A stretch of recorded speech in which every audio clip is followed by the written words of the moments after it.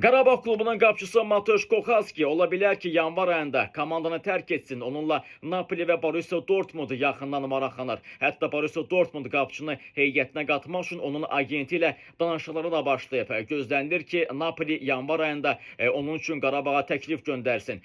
Galatasaray Old Trafford klubunun futbolçusu Rocco Valta ilə maraqlanmağa başlayıb. Thiago Silva'nın 17 yaşlı oğlu Isago Chelsea klubu ilə rəsmi müqavilə imzalayıb. Mikhail Mudrik gələn ay Strasbourg klubuna icarəyə gedə bilər. Frenkie de Jong bugün Atletico Bilbao klubu ilə maçı buraxacaq. Futbolçunun qızdırması var.